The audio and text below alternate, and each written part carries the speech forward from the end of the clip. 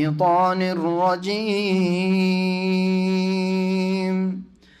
بسم الله الرحمن الرحيم. فلم تقتلوهم ولكن الله قتلهم وما رميت إذ رميت ولكن الله رمى وليبلي المؤمنين منه بلاء حسنا إن الله سميع عليم. ذلكم وأن الله موهن كيد الكافرين. إن تستفتحوا فقد جاءكم الفتح وإن تنتهوا فهو خير لكم وإن تعودوا نعد ولن تغني عنكم فئتكم شيئا ولن تغني عنكم فئتكم شيئا ولو كثرت وأن الله مع المؤمنين. يا أيها الذين آمنوا أطيعوا الله ورسوله ولا تولوا عنه وأنتم تسمعون. ولا تكونوا كالذين قالوا سمعنا وهم لا يسمعون. إن شر الدواب عند الله الصم البكم الذين لا يعقلون. ولو علم الله فيهم خيرا لأسمعهم ولو أسمعهم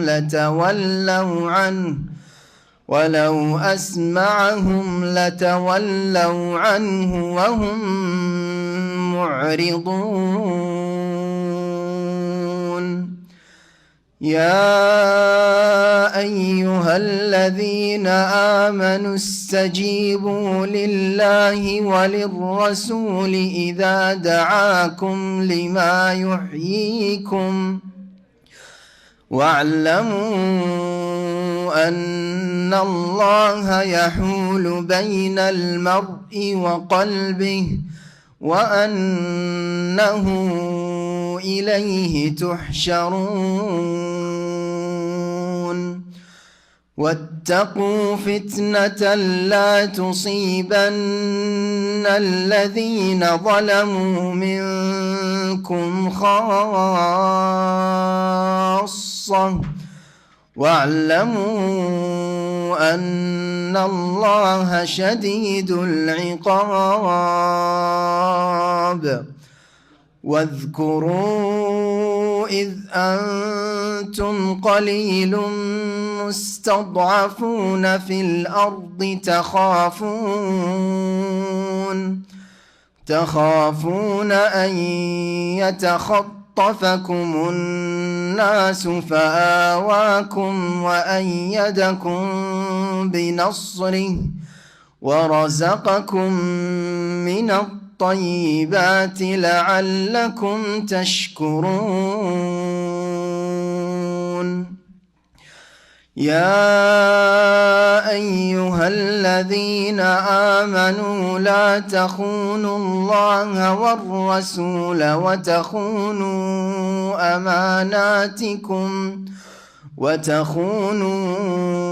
أماناتكم وأنتم تعلمون.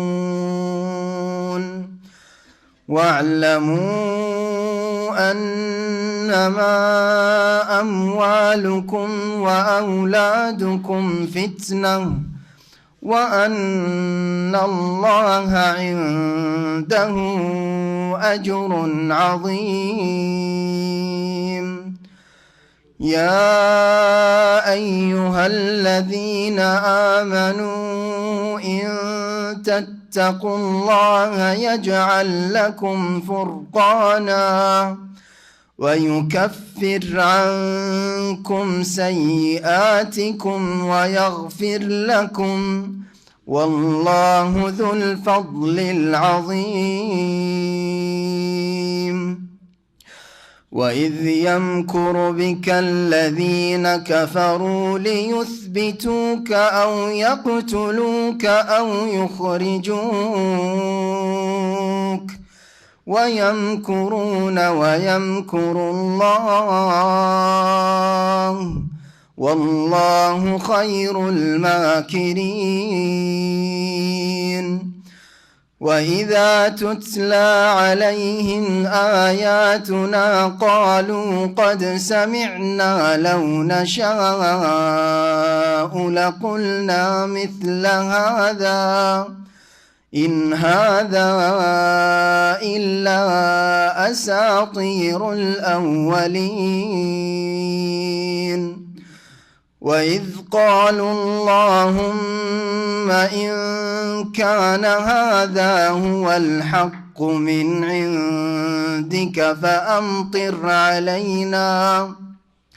فأمطر علينا حجارة من السماء أو ائتنا بعذاب أليم وما كان الله ليعذبهم وأنت فيهم وما كان الله معذبهم وهم يستغفرون. السلام عليكم ورحمة الله وبركاته. بسم الله الرحمن الرحيم الحمد لله رب العالمين والصلاة والسلام على سيد المرسلين نبينا محمد وعلى آله وصحبه أجمعين أما بعد فأعوذ بالله من الشيطان الرجيم فلم تقتلوهم ولكن الله قتلهم وما رميت إذ رميت ولكن الله رمى وليبلي المؤمنين منه بلاء حسنا إن الله سميع عليم ذلكم أن الله موهن كيد الكافرين. মহান আল্লাহর সমস্ত প্রশংসা যে আল্লাহ পাক রব্বুল আলামিন সর্বশক্তিমান। আল্লাহ পাক রব্বুল আলামিন যাকে যতটুকু তৌফিক দান করেন তাই মানুষের দ্বারা আল্লাহ পাকের মখলুক দ্বারা করা সম্ভব হয়। আর আল্লাহ পাক যদি কাউকে কোনো কাজের তৌফিক না দান করেন তাহলে মানুষের সীমিত শক্তি দিয়ে কোনো কিছুই করতে পারে না।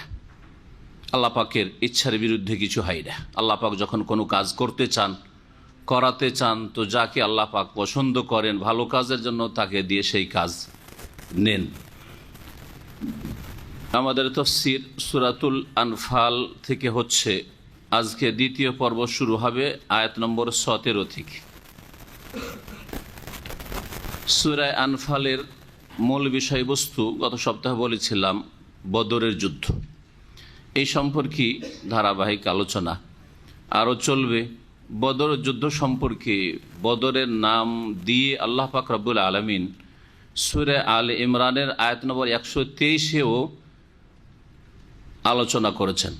অর্থাৎ বদর যুদ্ধের ঘটনা সূরা আলে ইমরানের কয়েকটি আয়াতেও আল্লাহ পাক বর্ণনা করেছেন। সেখানে আয়াত নম্বর 123-এ আল্লাহ পাক ইরশাদ করেছেন ওয়ালাকাদ নাসারাকুমুল্লাহু বিবাদরি ওয়া আনতুম আযিল্লাহ, নিঃসন্দেহে আল্লাহ পাক তোমাদের সাহায্য করেছিলেন বদরের প্রান্তে যখন তোমরা বড়ই অসহায় ছিলে, দুর্বল ছিলে। তোমাদেরকে লোকেরা দুর্বল অসহায় মনে করত, তখন আল্লাহ পাক তোমাদের সাহায্য করেছেন। এরপরে কয়েকটি আয়াতে বদর সম্পর্কে আলোচনা আছে। সুতরাং যারা কোরআনের আলোকে ইসলামের প্রথম যুদ্ধ সম্পর্কে জানতে চান তারা সূরা আলে ইমরানে কয়েকটি আয়াতের তাফসীর পড়ে নেবেন আর সূরা আনফালের আয়াতগুলির তাফসীর পড়বেন। এখানে আল্লাহ পাক রব্বুল আলামিন বদরের একটি অবস্থার কথা উল্লেখ করেছেন আয়াত নম্বর 17 বা তারপরে। আল্লাহ পাক বলছেন ফালাম তাকতুলুহুম, হে নবী মুহাম্মদ সাল্লাল্লাহু আলাইহি ওয়াসাল্লাম এবং তার সাথী সঙ্গীরা, কারণ বহু বচন দিয়ে সম্বোধন করা হয়েছে, সুতরাং এখানে শুধু নবী করিম সাল্লাল্লাহু আলাইহি ওয়াসাল্লামকে সম্বোধন করা হয়নি, তার সাথে সাহাবায়ে কেরাম রাদিয়াল্লাহু আনহুম তাদেরকেও সম্বোধন করা হয়েছে। আল্লাহ পাক বলছেন তোমরা এই কাফেরদেরকে, মক্কার মুশরিকদেরকে হত্যা করোনি, ওয়ালাকিন্নাল্লাহা কাতালাহুম, তবে প্রকৃত অর্থে আল্লাহ পাকই নিজেই তাদেরকে হত্যা করেছেন। তোমরা আসলে হত্যা করনি, আল্লাহ পাক তাদেরকে হত্যা করেছেন। এখানে আল্লাহ পাক রব্বুল আলামিন যে সৃষ্টিকর্তা এবং আল্লাহ পাকের তৌফিক ছাড়া কোনো বান্দা তার ক্ষমতা দিয়ে কিছুই করতে পারে না, এ কথা বোঝানো হয়েছে। এর মানে এই নয় যে সাহাবায়ে কেরামরা অস্ত্র ধারণ করেননি, আঘাত হানেননি, সবগুলি কাফের ফেরেশতাদের হাতেই নিহত হয়েছে, এরকম বিষয় নয়। এর অর্থ হচ্ছে যে যদি আমি না চাইতাম তাহলে তাদেরকে তোমাদের এই দুর্বল অবস্থায় হত্যা করা সম্ভব হতো না, তোমাদের দ্বারা এদেরকে হত্যা করা, এদেরকে পরাজিত করা সম্ভব হতো না। ফালাম তাকতুলুহুম, তোমরা এই কাফেরদেরকে হত্যা করনি, ওয়ালাকিন্নাল্লাহা কাতালাহুম, তবে সত্যিকার অর্থে আল্লাহ তাদেরকে হত্যা করেছেন। ওমা রামাইতা ইয রামাইতা, আর যখন তুমি নিক্ষেপ করেছিলে, তুমি নিক্ষেপ করনি, যখন তুমি নিক্ষেপ করেছিলে। ভালো করে লক্ষ্য করবেন আয়াতটি, কারণ এই আয়াত দ্বারা যেমন অসংখ্য আল্লাহর বান্দা মানুষ, আদম সন্তান হেদায়েত পেয়েছে, তেমন বহু মানুষ পথভ্রষ্ট হয়েছে, গুমরা হয়েছে, ভ্রান্ত আকীদা এখান থেকে নেওয়ার চেষ্টা করেছে, আর এর মাধ্যমে তারা বড় একটা কুফরি আকীদায় লিপ্ত হয়েছে।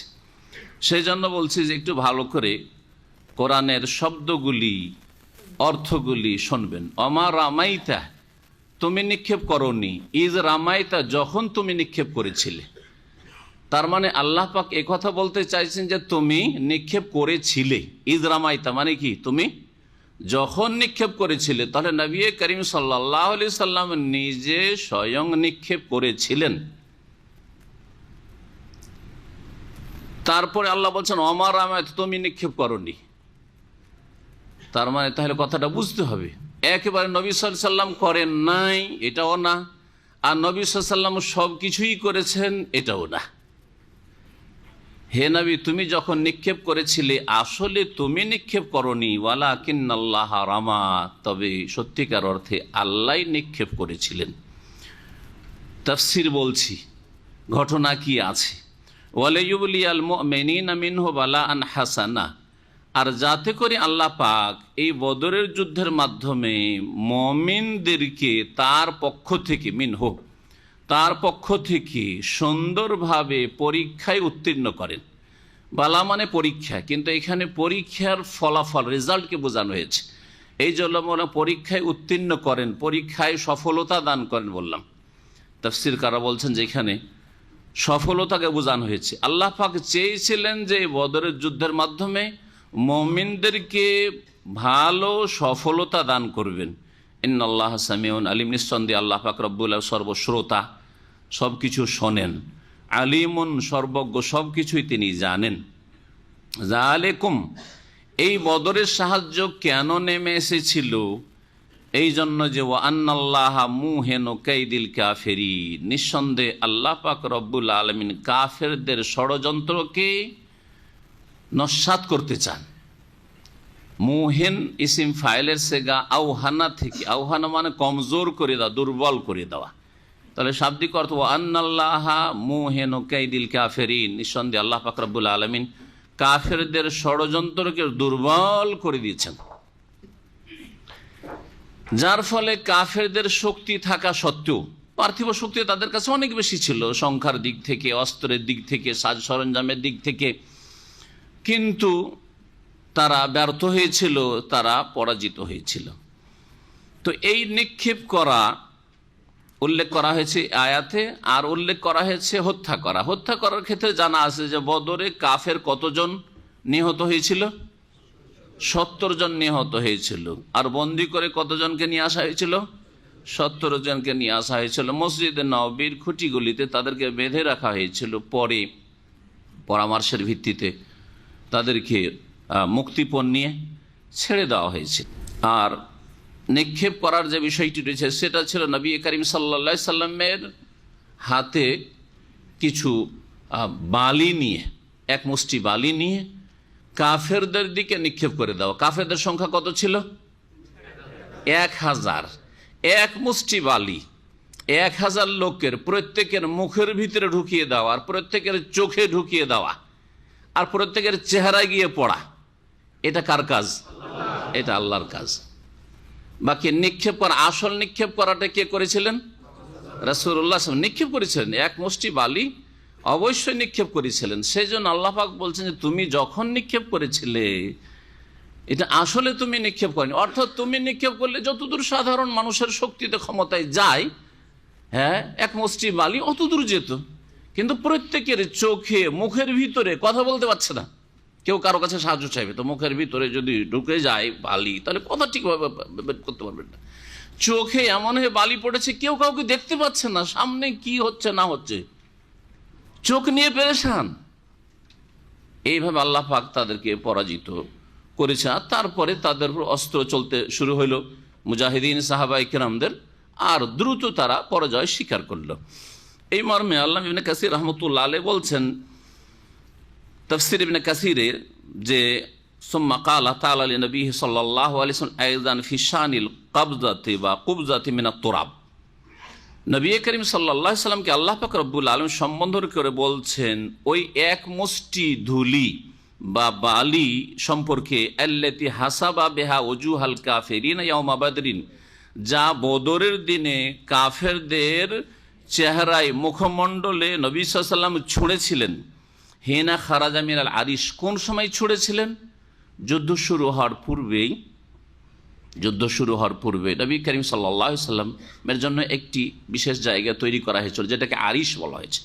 এখনও বদর যদি দেখতে যান তো ওখানকার স্থানীয় লোকেরা আরিশ, আনুমানিক তারা বলে এই জায়গায় বা এই কাছাকাছি এই জায়গাতে আরিশ ছিল। আরিশ নবী সাল্লাল্লাহু আলাইহি ওয়াসাল্লামের জন্য একটি ছাউনি বা একটি তাঁবু লাগানো ছিল, যেখানে নবী করিম সাল্লাল্লাহু আলাইহি ওয়াসাল্লাম অবস্থান করছিলেন আর আল্লাহ পাকের কাছে খুব একগ্র চিত্তে দোয়া করছিলেন, খুব একগ্র চিত্তে খুশুর সাথে হুজুর সাথে আল্লাহ পাকের কাছে দোয়া করছিলেন। আবু বকর সিদ্দিক রাদিয়াল্লাহু তাআলা আগে দোয়া করছেন, ওমর দোয়া করছেন, সবাই সাহাবায়ে কেরামরা দোয়া করছেন। যুদ্ধের আগে দোয়া করেছেন। গত সপ্তাহে বলেছি যে মুমিনদের সফলতার জন্য দুটো শক্তি জরুরি, দুনিয়ার দুটো শক্তি জরুরি। একটা শক্তি হচ্ছে পার্থিব শক্তি, পার্থিব উপায়, আর একটা হচ্ছে দ্বীনি উপায় বিজয়ের জন্য, সেটা হচ্ছে দোয়া করা আল্লাহ পাকের কাছে। এটা আপনার কর্ম, দোয়া করাটা কার কর্ম? আপনার কর্ম একজন মুমিন হিসাবে। সুতরাং আপনাকে দুনিয়ার সফলতার জন্য দোয়ার মেহনত করতে হবে, আর আপনার যতটা আল্লাহ পাক বল রেখেছে, ক্ষমতা রেখেছে, ততটা আপনাকে প্রয়োগ করতে হবে, ব্যবহার করতে হবে। এই দুটো শক্তির মাধ্যমে মুসলিম উম্মাহ বিজয়ী হইতে পারে। আল্লাহ থেকে সম্পর্কহীনতার অবস্থায় কখনো বিজয় লাভ করবেন না, যা বর্তমান মুসলিমদের অবস্থা। বর্তমান মুসলিমদের অবস্থা, কারণ আল্লাহর সাথে সম্পর্ক এদের অনেকের বা অধিকাংশ ছিন্ন হয়ে গেছে, আর অনেকের একেবারে নামে মাত্র সম্পর্ক রয়েছে। অনেকের সম্পর্ক হয়েছে ভ্রান্ত পথে, শিরক বিদআতের পথে আল্লাহর সাথে সম্পর্ক কায়েম করতে চায়, রাসূলের তরিকায় সম্পর্ক কায়েম করতে চায় না। এইরকম অবস্থা রয়েছে। অল্প কিছু লোক রয়েছে যারা রাসূলুল্লাহ সাল্লাল্লাহু আলাইহি ওয়াসাল্লামের দ্বীনের উপর রয়েছে। তো এই অবস্থায় কি করে সাহায্য আসতে পারে? আল্লাহর সাথে প্রথম সম্পর্ক মজবুত করতে হবে, যার তরফ থেকে সাহায্য নেমে আসতে পারে। ওমান নাসরু ইল্লা মিন ইনদিল্লাহ, সাহায্য একমাত্র আল্লাহর পক্ষ থেকে আসে, কোরআনে কারিমে আল্লাহ পাক বলেছেন। সুতরাং তার সাথেই যদি সম্পর্ক খারাপ হয় তাহলে কি করে সাহায্য নেমে আসবে? বলছেন আল্লামা ইবনে কাসির রাহমাতুল্লাহ আলাইহি তাফসীরে যে হিনা খারাজ মিনাল আরিশ, আরিশ থেকে যখন বেরোলেন, বাদা দুআইহি ওয়া তাদাররুহি ওয়া ইস্তিকানাতিহি, নবী সাল্লাল্লাহু আলাইহি ওয়াসাল্লাম দুয়ার পরে, একগ্রতার পরে এবং আল্লাহ অসহায়তা প্রকাশের পরে ফারামাহুম বিহা, ওই এক মুষ্টি বালি তাদের দিকে ছুড়ে দিলেন। ওয়াকাল, আর বললেন শাহাতিল ওজুহ, কাফেরদের মুখমণ্ডল চেহারাগুলি বিকৃত হয়ে যাক। সুম্মা আমারা আসহাবাহু আই ইয়াসদুকুল হামলাতা ইসরাহা, তারপরে সাহাবায়ে কেরামগণকে নির্দেশ দিলেন যে তোমরা অন্তরের সততার সাথে একসাথে এদের উপর হামলা করো, আক্রমণ করা। ফাফআলু, সাহাবায়ে কেরাম তাই করলেন। ফাআওসালাল্লাহু তিলকাল হাসাবা ইলা আয়ুনিল মুশরিকিন, ফাআওসালাল্লাহু তিলকাল হাসবা ইলা আয়ুনিল মুশরিকিন, আল্লাহ পাক রব্বুল আলামিন ওই এক মুষ্টি বালি মুশরিকদের চোখের ভিতরে পৌঁছে দিলেন। ফালাম ইয়াবকা আহাদুম মিনহুম ইল্লা নালাহু মিনহা মা শাগালাহু আন হালিহি, এমন কোন মুশরিক ছিল না 1000-এর মধ্যে যে তাকে এই এক মুষ্টি বালির যে অংশটুকু তার চোখে পড়েছে ব্যস্ত করে দেয়নি, চোখ নিয়ে ব্যস্ত হয়ে গেছে। ওয়ালিহাজা কালা তাআলা, এই জন্য আল্লাহ পাক বলছেন যে তুমি নিক্ষিপ্ত করেছিলে, কিন্তু আমার রামাই, তোমার নিক্ষেপ দ্বারা এই কাজ হইতো না যদি আমি স্বয়ং আল্লাহ তা না করতাম। আমার রামাইতা ইয রামাইতা ওয়ালাকিন্নাল্লাহ রামা। এই তো আয়াতের তাফসীর ছিল। একটি গোমরাহ দল এই আয়াত থেকে একটি কুফরি আকীদা আর দলিল প্রমাণ পেশ করার চেষ্টা করেছে, সেটা হচ্ছে ওয়াহদাতুল ওজুদের আকীদা। ওয়াহদাতুল ওজুদ বুঝেন? হ্যাঁ, ওয়াহদাতুল ওজুদ মানে কি? হ্যাঁ, ওজুদ মানে হচ্ছে অস্তিত্ব, আর ওয়াহদা মানে এক। তো তাদের কাছে এর ব্যাখ্যা হচ্ছে যে খালেক এবং মখলুকের কোনো ভিন্নতা নেই, সর্বেশ্বরবাদ, সব কিছুতে ঈশ্বর রয়েছে। ওয়াহদাতুল ওজুদ হচ্ছে সব কিছুতেই আল্লাহ রয়েছে। এখান থেকেই জনসাধারণের মাঝে, জনসাধারণ তো বুঝে না, মোটা খায় মোটা বোঝে, তাদের যদি জিজ্ঞাসা করেন আল্লাহ কত, বলে সর্বত্র বিরাজমান, সব কিছুতে বিরাজমান। তো ওয়াহদাতুল ওজুদেরই তো কথা, সব কিছুতে আল্লাহ রয়েছে, সব কিছুতে আল্লাহ রয়েছে। তাহলে সব কিছুতে যখন আল্লাহ রয়েছে, তো আল্লাহ পাক রব্বুল আলামিন সত্তাগত দিক থেকে, তারা বলছে সত্তাগত দিক থেকে, এমন নয় যে আল্লাহ পাক জ্ঞানের দিক থেকে, ক্ষমতার দিক থেকে, আল্লাহ পাক রব্বুল আলামিন মুমিনদের হেফাজতের দিক থেকে, সুরক্ষার দিক থেকে, বিজয় দানের দিক থেকে, সাহায্য দানের দিক থেকে, এইসব বলছে না। তারা বলছে আল্লাহ সত্তাগতভাবে সর্বত্র বিরাজমান, সব কিছুতে বিরাজমান। সব কিছুতে যে বিরাজমান, তো খোলা জায়গায় তো বিরাজমান, পাক জায়গায় তো বিরাজমান, না পাক জায়গায় তো বিরাজমান, পিলারের মধ্যে বিরাজমান, মানুষের মধ্যে বিরাজমান, নবীর মধ্যেও বিরাজমান। সুতরাং হে নবী, তুমি যখন নিক্ষেপ করলে, তুমি না, তোমার ভিতরে আল্লাহ, তুমি আল্লাহ, আল্লাহ আর তোমাতে কোনো পার্থক্য নেই, আল্লাহ নিক্ষেপ করেছেন। বুঝলেন এবারে কি গুমরাহি আসলো? আমার রামাইতে রামাইতে ওয়ালাকিন্নাল্লাহ রামা। সুতরাং এই কুফরি আকীদা সাব্যস্ত তারা করে কোরআন দিয়ে, কোরআন দিয়ে। অথচ আল্লাহ পাক কোরআনে কারীমে অনেক জায়গায় ইরশাদ করেছেন, একটি জায়গায় নয়, যে রহমান কোথায়, আল্লাহ কোথায়। আর রহমান আলাল আরশি ইস্তাওয়া, আল্লাহুল্লাযী খালাকাস সামাওয়াতি ওয়াল আরদা ফি সিত্তাতি আইয়ামিন সুম্মা ইস্তাওয়া আলাল আরশ। আমেনতু মান ফিস সামাই, তোমরা কি ভয় করো না সেই সত্তাকে যিনি ফিস সামাই, আকাশে রয়েছে।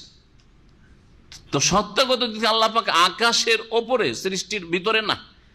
আল্লাহ তিনি সৃষ্টিকর্তা, শুধু মানুষের সৃষ্টিকর্তা না, কর্তা না, আসমান জমিনের সৃষ্টিকর্তা, আসমান জমিন সব কিছুরই সৃষ্টিকর্তা, তাই না?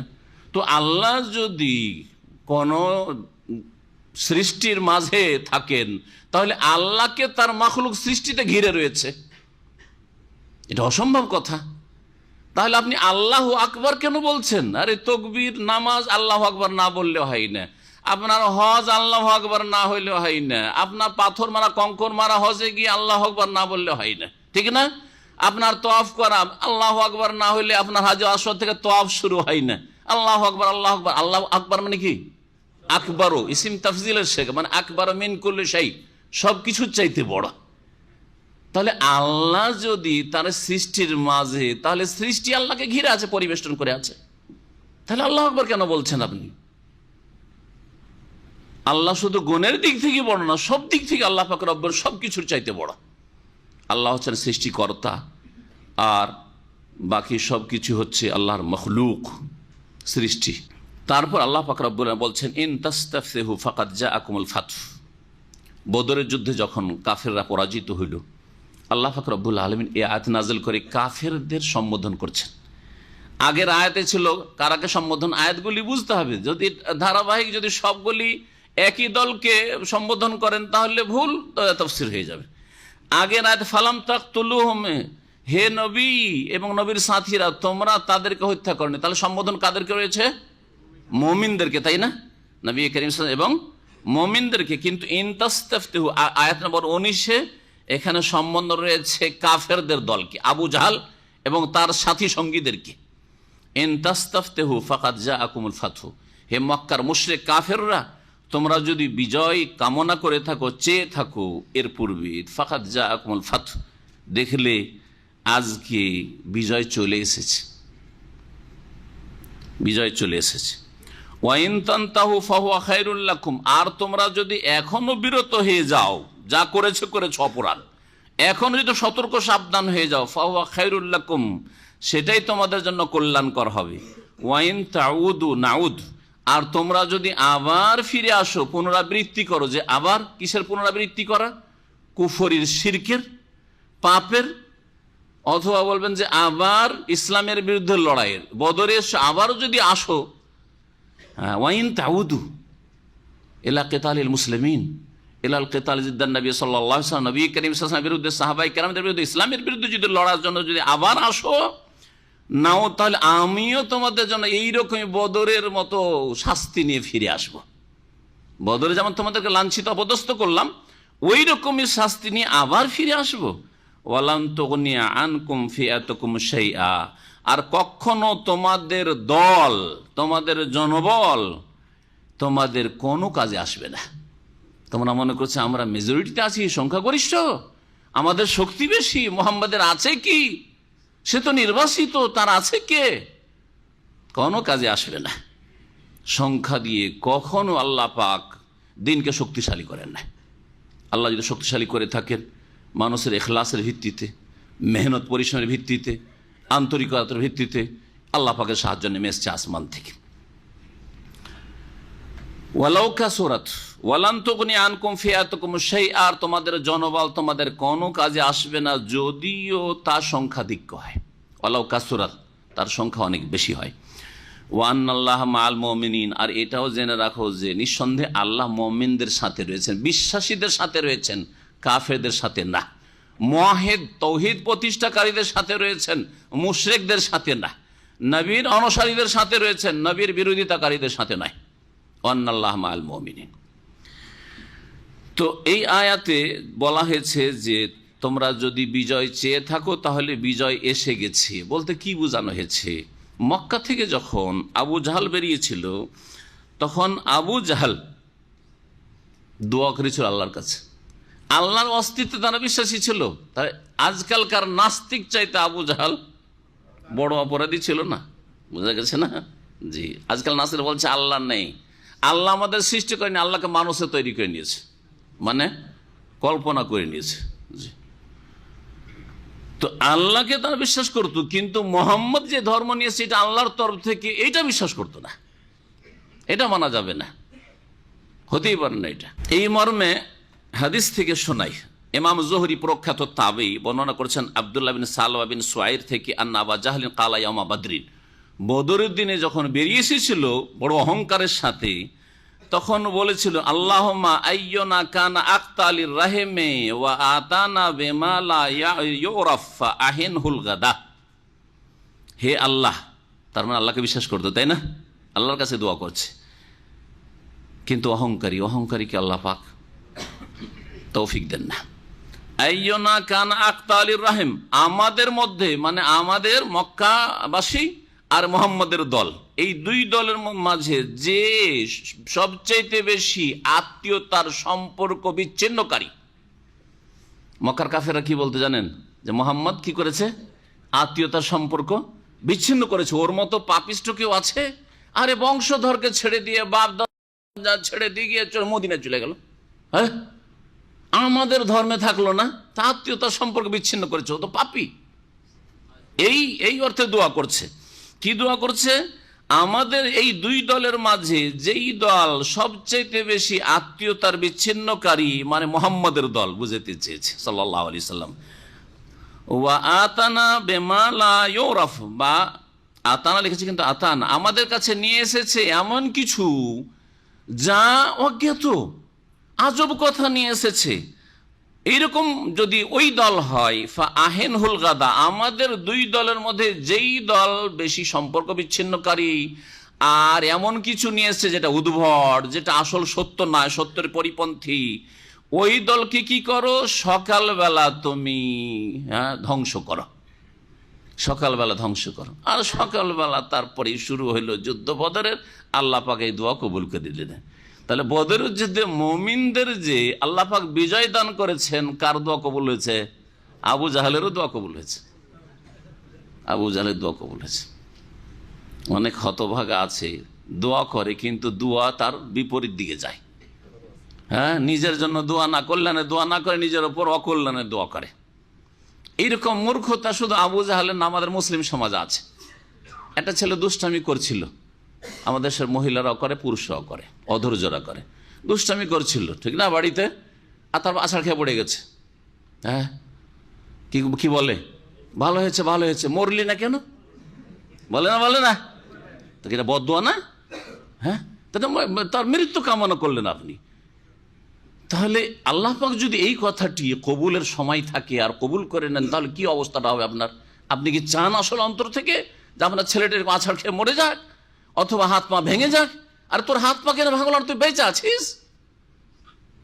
তা আকাঙ্ক্ষা আসলে কি অন্তর থেকে করছেন, কিন্তু জবানে এমন কথা বলছেন যেটা আপনি অন্তর থেকে চান না। এগুলো হচ্ছে আমাদের মুসলিম সমাজের অজ্ঞতা, যেটা জায়েজ নয়। তাহলে দোয়া কি করতে হবে? দুষ্টামি করলে আল্লাহ হেদায়েতের দোয়া করেন। আল্লাহ তুমি হেদায়েত করো, হ্যাঁ হেদায়েত করো, আল্লাহ একে শান্ত করে দাও, একে ভালো বানিয়ে দাও, এই ভালো দোয়াগুলি করেন। আল্লাহ পাকের আয়াত এখন বুঝতে পারলেন। আল্লাহ পাক সম্বোধন করে কাফের মুশরিকদের কি বলছেন? যে তোমরা যদি বিজয় চেয়ে থাকো, সেই দিন তো বিজয় চেয়েছিলে, ফাকাদ জাআকুমুল ফাতহ, তোমাদের কাছে বিজয় চলেছে। বিজয় চেয়েছিলে যারা বেশি সম্পর্ক ছিন্নকারী আত্মীয়তার, তাদেরকে ধ্বংস করো। তোমরা হচ্ছে আত্মীয়তার সম্পর্ক বিচ্ছিন্নকারী। রাসূলুল্লাহ সাল্লাল্লাহু আলাইহি ওয়াসাল্লামের সামান্যতম আত্মীয়তার কোনো খাতির রাখলে না, সেই জন্য আল্লাহ পাক তোমাদেরকে ধ্বংস করলেন। দেখো আজকে বিজয় চেয়েছিলেন, তাদের কল্পনায় ছিল যে বিজয় আমাদের ভাগে আসবে, বিজয় রাসূলুল্লাহ সাল্লাল্লাহু আলাইহি ওয়াসাল্লামের ভাগে গেল, কিন্তু বিজয় চলে এসছে। হয়েছে না হয়নি, হক বাতিল ফায়সালা। এই জন্য আল্লাহ পাক রব্বুল কোরআনের আয়াতে ইয়াউমুল ফুরকান বলেছেন সূরা আলে ইমরান, ইয়াউমুল ফুরকান ইয়াউমাল তাকাল জামআন, এই বদরের দিনকে হক বাতিলের পার্থক্যকরণের দিন। আল্লাহ পাক তারপরে বলছেন ইয়া আইয়ুহাল্লাযীনা আমানু, হে ঈমানদারগণ, আতিউল্লাহ ওয়া রাসূলাহ, তোমরা আল্লাহ এবং রাসূলের কথা মানো, ওয়ালা তাওয়াল্লাউ আনহু ওয়া আনতুম তাসমাউন, আর তোমরা আল্লাহ এবং রাসূলের কথা শোনার পরে বিমুখ হয়ে যেও না, মুখ ফিরিয়ে দিও না। বিজয়ের জন্য আর একটি শর্ত হচ্ছে আল্লাহর কথা মেনে চলা এবং রাসূলুল্লাহ সাল্লাল্লাহু আলাইহি ওয়াসাল্লামের তরিকায় চলা। এই দুটো শর্ত, আল্লাহর আদেশ মেনে চলা, রাসূলের আদেশ মেনে চলা। আর জানার পরে প্রথম কথা জানতে হবে, শুনতে হবে, তাহলে শোনার পরে অমান্য না করা, বরং সামি'না ওয়া আতা'না বলা। ওহদের যুদ্ধে যে ক্ষতিগ্রস্ত হয়েছিলেন সাহাবায়ে কেরামরা, কি জন্য ক্ষতিগ্রস্ত হয়েছিলেন? এর আগে বলেছি যখন ওহদের কথা এসছে, কি জন্য? ওই যে 50 জন তীরন্দাজকে ছোট্ট পাহাড়টির ওপর জামালে রোমাত যেটিকে বলা হয় নিযুক্ত করেছিলেন, ওরা নেমে গেল। অথচ নবী সাল্লাল্লাহু আলাইহি ওয়াসাল্লাম বলছেন খবরদার তোমরা নামবে না, যে কোনো অবস্থায় তোমরা নামবে না, নেমে গিয়েছিল। এই একটি অপরাধের জন্য বিজয় হতে যাচ্ছে আর তারপরে ক্ষতিগ্রস্ত হয়ে পড়লেন। যদিও পরাজিত সাহাবায়ে কেরাম হননি, ইসলামের পরাজয় হয়নি, কারণ এমনটা হয়নি যে সাহাবায়ে কেরামরা রণক্ষেত্র ছেড়ে পলায়ন করেছেন, এইরকম না। আর কাফিররা লুটপাট করে নিয়ে গিয়েছে, এরকম হয়নি, তবে ক্ষতিগ্রস্ত হয়েছেন। কয়েকজনের অপরাধের জন্য বা একটি নাফরমানির জন্য, রাসূলুল্লাহ সাল্লাল্লাহু আলাইহি ওয়াসাল্লামের বিরুদ্ধাচরণের কারণে গোটা জাতিটা, উম্মতে মুসলিম, তখনকার উম্মত সেটাই, যারা ওহদে হাজির তারা 700 জন, তারাই উম্মতে মুসলিমা, উম্মতে মুসলিমার প্রতিনিধি, তারা ক্ষতিগ্রস্ত হইলেন।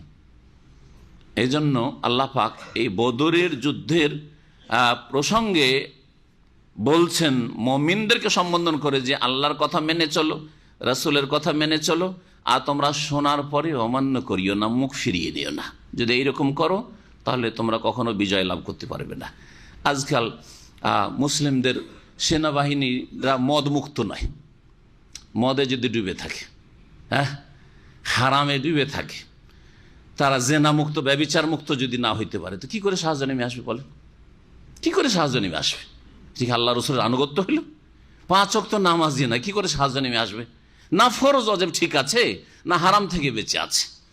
আর তারপরে এর চেয়ে বড় বড় ক্ষেত্রে, আকীদার ক্ষেত্রে বললে তো বলে শেষ করা যাবে না। এদের আকীদার খোঁজ নিয়ে দেখেন যে গোস কুতুবের আকীদা রাখে, যে ওরাই সব দিতে পারে। তাহলে কি করে আল্লাহ সাহায্য নেমে আসবে বলেন দেখি? আল্লাহ পাক তারপরে বলছেন, ওয়ালা তাকুনু কাল্লাযিনা ক্বালু সামি'না ওয়া হুম লা ইয়াসমাউন, তোমরা তাদের মতো হয়ে যেও না যারা বলে আমরা শুনলাম, ওয়া হুম লা ইয়াসমাউন, অথচ তারা শোনে না। কিরকম শোনে না? কানে শোনে না। শুনলাম, প্রথম শুনলাম, সামি'না শুনলাম মানে আমরা শুনলাম, কানে শুনলাম, কিন্তু ওয়া হুম লা ইয়াসমাউন, আল্লাহ বলছেন তারা শোনেন না। যেটাকে না করেছে সেটা হচ্ছে শোনার পরে মেনে নেওয়া, শোনার ফলাফল, শোনার মতো শোনা। তাহলে শোনা হচ্ছে 2 রকম। শোনা হচ্ছে কয় রকম?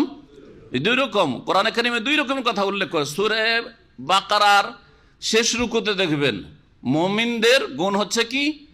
ওয়াকালু সামি'না ওয়া আতা'না, আমরা শুনলাম আর মেনে নিলাম, আনুগত্য করলাম। গফরানাকা রব্বানা ওয়া ইলাইকাল মাসির, ঠিক না? 185 নম্বর আয়াত, শেষ আয়াতের আগের আয়াতটি। আর ইহুদিদের সম্পর্কে, মুনাফিকদের সম্পর্কে ওদের বলা হয়েছে, তারা কি বলতো? সামি'না, আমরা শুনলাম মুহাম্মদ, কিন্তু ওয়া আসাইনা, আমরা মানলাম না। আতানার বিপরীত হচ্ছে আসাইনা, নাফরমানি করলাম, বিরুদ্ধাচরণ করলাম, মানা যাবে না। মুসা আলাইহিস সালামের জাতি বনি ইসরাঈলের বদচরিত্র, ইহুদিদের এই বদচরিত্র, সামি'না ওয়া আসাইনা। তো সামি'না ওয়া আসাইনা যখনই করেছে কোন উম্মত, তখনই সে উম্মত লাঞ্ছিত, অবদস্ত হয়েছে। শোনার পরে মানতে হবে, এটা হচ্ছে আসল শোনা। তাই আল্লাহ পাক বলছেন যে তোমরা ওদের মতো হয়ে যেও না, মুনাফিকদের মতো, যারা শুনেছে নবীর কথা। মদিনায় কি শোনেনি মুনাফিকরা? সব আয়াত শুনতো, সব কথাই শুনতো, বসতো নবী সাল্লাল্লাহু আলাইহি ওয়াসাল্লামের সাথে, সাহাবায়ে কেরামদের সাথে, কিন্তু মানতো না, আসাই না, কাপড় ঝাড়া দিয়ে উঠে যেত, না মুহাম্মদের কথা মানা যাবে না। ইহুদিরাও এরকমই। 3টি গোত্র ইহুদিদের মদিনায় বসবাস করতো। নবী করিম সাল্লাল্লাহু আলাইহি ওয়াসাল্লাম তাদেরকে দিনের কথা শুনিয়েছেন, কিন্তু শুনেছে সামি'না ওয়া আসাইনা, নাফরমানি করেছে। আল্লাহ পাক যরিবাত আলাইহিম যিল্লাতু আইনামা সুকিফু, যেখানে ইহুদি জাতি থাক না কেন তাদের উপর আল্লাহ পাক লাঞ্ছনা অবধারিত করে দিয়েছে, লাগিয়ে দিয়েছে। মাত্র কিছু কালের জন্য ইহুদিদেরকে পুঁজিপতি দেখা আর ইহুদিদেরকে বড় শক্তিশালী দেখা, সারা পৃথিবীর তারা ভিতর ভিতর নেতৃত্ব দিচ্ছে বা সারা পৃথিবীকে ঘোরাচ্ছে, এইরকম দেখে ধোঁকা খাবেন না। আল্লাহর কোরআনের কথা সত্য। ইহুদিরা লাঞ্ছিত জাতি, আল্লাহ পাক কোরআনে কারিমে বলেছেন, অবশ্যই লাঞ্ছিত হবে, কিন্তু তাদের সামনে তাদেরকে লাঞ্ছিতকারী কোন উম্মত তো আসতে হবে সামনে। এই অভাবটা শুধু রয়েছে মুসলিম উম্মতের মধ্যে। আল্লাহ পাক তারপরে বলছেন, ইন্না শাররাদ দাওয়াবি ইনদাল্লাহিস সুম্মুল বুকমুল্লাযী লা ইয়াকিলুন, নিঃসন্দেহে সবচাইতে নিকৃষ্ট জীব। দাওয়াব, দাব্বাতুনের বহুবচন। দাব্বাতুন যে কোনো প্রাণী বা জীবকে বলা হয় যা ভূপৃষ্ঠে চলাফেরা করে, সে জমিনে চলাফেরা করুক অথবা জমিন আসমানের মাঝখানে উড়ুক, সব কিছু, কীট পতঙ্গ, পশু পাখি, সবকে দাব্বাতুন বলা হয়। আর শার মানে নিকৃষ্ট। ইন্না শাররাদ দাওয়াবি ইনদাল্লাহ, আল্লাহর নিকটে সবচাইতে নিকৃষ্ট জীব হচ্ছে আসুম আল বুকম। আসুম আসাম্মুনের বহুবচন।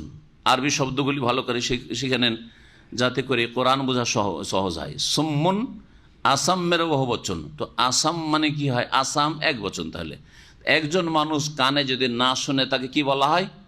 আসাম, বধির, কালা। আর আল বুকম আবকামের বহুবচন। আবকামের বহুবচন, আবকাম বলা হয় বোবাকে, তো বুকম বোবারা, বধিররা, বহুবচন। তাহলে আল্লাহ পাক রব্বুল আলামিন বলছেন যে নিকৃষ্ট জীবজন্তু ওই পায়খানা পেশাবের পোকামাকড় নয়। যদি আমাদেরকে জিজ্ঞাসা করা হয়, জেনারেল নলেজে, যে নিকৃষ্ট পশু, নিকৃষ্ট পশু, নিকৃষ্ট জীব হচ্ছে যে সব জীব জন্তু বা যেসব কীট পতঙ্গ পোকামাকড় কি হয়, পেশাব পায়খানা খায়, পেশাব পায়খানাতে থাকে, বাথরুমে থাকে, তাই না? আল্লাহ ওগুলোকে নিকৃষ্ট বলেননি। শাররাদ দাওয়াব, এক শ্রেণীর মানুষকে আল্লাহ পাক বলেছেন সবচেয়ে নিকৃষ্ট জীব। এটা আমাদের কথা নয়, এটা স্বয়ং সৃষ্টিকর্তা যিনি সৃষ্টি করেছেন। আলা ইয়ালামু মান খালাকাহু ওয়া লাতুফিল খাবীর, যিনি আল্লাহ সৃষ্টি করেছেন তিনি কি জানেন না যে কে ভালো আর কে মন্দ আর কে সবচেয়ে নিকৃষ্ট? অবশ্যই জানেন। আর তারই ওহির কথা, নবী করিম সাল্লাল্লাহু আলাইহি ওয়াসাল্লামের হাদিস, খায়রুকুম মান তাআল্লামাল কোরআন ওয়া আল্লামা, সবচেয়ে ভালো মানুষ, সবচেয়ে ভালো সৃষ্টি যারা কোরআন শিখে এবং শিখায়, কোরআনের চর্চা করে। আর সবচেয়ে নিকৃষ্ট কারা শোনেন, ইন্না শাররাদ দাওয়াব ইনদাল্লাহিস সুম্মুল বুকমুল্লাযীনা লা ইয়াকিলুন, নিঃসন্দেহে সবচেয়ে নিকৃষ্ট জীব হচ্ছে আল্লাহর নিকটে আসুম, যারা বধির ওরা, আল বুকম আর যারা বোবা। বধির আর বোবারা সবচাইতে নিকৃষ্ট জীব আল্লাহর কাছে। আল্লাযীনা লা ইয়াকিলুন, যারা কোনো কিছু বুঝে না, যারা অবুঝ। হ্যাঁ, যদি কানেও না শোনে, কানে শোনার পরে ভিতরে ঢুকাবে, ঠিক না? ভিতরে ঢুকাবে, আর ভিতরে ঢোকানোর পরে সেটাকে বুঝবে, বোঝার পরে সেটাকে মানবে, মানার পরে অন্যকে মানাবার জন্য কথা বলবে, তো কথাও বলে না। তো বধির যখন ভালো কথা ঢুকতে আসে ঢুকাই না, আর যদি ঢুকে যায় তো ঢুকে যাওয়ার পরে সেই কথা প্রচার করতে হবে, প্রসার করতে, পৌঁছাইতে হবে। আপনি সত্যকে যখন জেনে গেছেন সেটা জানাতে হবে অন্যদেরকে, সেটার দাওয়াত দিতে হবে, সেই দিকে আহ্বান করতে হবে। আপনি বোবা হয়ে গেলেন, তার নিকৃষ্ট। তাহলে এখানে ভালো করে মনে রাখবেন, যারা দিন শিখলো না, হক কথা জানলো না, কোরআন সুন্নাহ ভিত্তিক ওহী ভিত্তিক দিন শিখলো না, তারা হচ্ছে নিকৃষ্ট, কারণ তারা ঢুকাইলো না ভিতরে। আর যারা শিখলো, জানলো, কিছু কানে পৌঁছেও গেল, ভিতরে ঢুকে গেল, কিন্তু পরিস্থিতি দেখে, অবস্থা দেখে সেখানে ওইখানকার মতো হয়ে গেল। আরে দেশে এইসব বলা যাবে না, যে মাজারে গেলে বড় শিরিক হয়, এসব কথা করা যাবে না। ওরা চাঁদা চাইতে আসছে, চাঁদা দিয়ে দিতে হবে, কারণ এখানে বসবাস করতে হবে। শিরকেরও সাথ দিতে হবে, বেদাতেরও সাথ দিতে হবে, গুমরাহিরও সাথ দিতে হবে, পাপের সাথ দিতে হবে, সব করতে হবে, যেখানে যেমন তাল মিলিয়ে চলতে হবে। তাহলে এরা হচ্ছে কি? আল বুকম, বোবা। হক কথা, সত্য কথা জানার পরে বলতে চায় না, মুখ বন্ধ রাখে। এরা হচ্ছে আল্লাহর কাছে সবচেয়ে নিকৃষ্ট জীব। আল্লাহ পাক রব্বুল আলামিন যারা একেবারে সবচেয়ে নিকৃষ্ট, কাফের, মুশরিক, বিদীন, নাস্তিক, তাদেরকে বিশেষভাবে বোঝাতে চেয়েছেন। আর যার মধ্যে এই গুণগুলি যতটা থাকবে ততটা নিকৃষ্ট, যার মধ্যে বেশি আছে বেশি নিকৃষ্ট, যার মধ্যে কিছু এইরকম খারাপ গুণগুলি আছে যে হক কথা ভিতরে ঢোকাই না অথবা হক কথা প্রচার করে না, তাদের মধ্যে এই গুণ যতটা, যার মধ্যে অপরাধ রয়েছে ততটা তার মধ্যে এই গুণ রয়েছে, নিকৃষ্টতা। আল্লাহ পাক তারপরে বলছেন, ওয়ালাউ আলিম আল্লাহ ফিহিম খায়রাল আসমাহুম, আল্লাহ পাক এইসব কাফের মুশরিকদের মাঝে যদি কল্যাণ জানতেন, আল্লাহ সব কিছু জানেন কিনা? আল্লাহ যদি জানতেন যে আবু লাহাব, উতবা, শাইবা, রাবিয়া, আবু জাহল এদের ভিতরে কল্যাণ আছে, তাহলে লা আসমাহুম, তাহলে তাদেরকে শুনিয়ে দিতেন, কিন্তু শোনান নাই। কি নবীর কথা শোনেনি তারা নাকি? হ্যাঁ, নবীর কোরআন শোনেনি?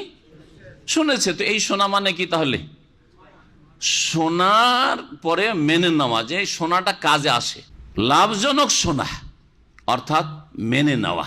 আল্লাহ পাক তাদেরকে শোনার তৌফিক দিতেন, শুনে মেনে নেওয়ার তৌফিক দিতেন। ওয়ালাউ আসমাহুম, তাফসীরকাররা বলছেন, আর যদি আল্লাহ তাদেরকে শুনিয়েও দেন, মানে শুধু শোনা, শুনিয়েছেন আল্লাহ পাক তাদেরকে, শুনিয়েছে, তখন তাদের অবস্থাটা কেমন ছিল? লাতাওয়াল্লাউ ওয়া হুম মুরিজুন, তারা বিমুখ হয়ে ফিরে গিয়েছে, মুখ ফিরিয়ে উল্টো দিকে চলে গেছে। নবী করিম সাল্লাল্লাহু আলাইহি ওয়াসাল্লাম যখন কোরআনে কারীমের কথা শুনিয়েছেন, তখন তারা মুখ ফিরিয়ে উল্টো দিকে টান দিয়েছে। ইয়া আইয়ুহাল্লাযীনা আমানু, এখন মুমিনদেরকে আল্লাহ সম্বোধন করেছেন, ইস্তাজিবু লিল্লাহি ওয়া লির রাসূল, তোমরা আল্লাহ এবং রাসূলের ডাকে সাড়া দাও।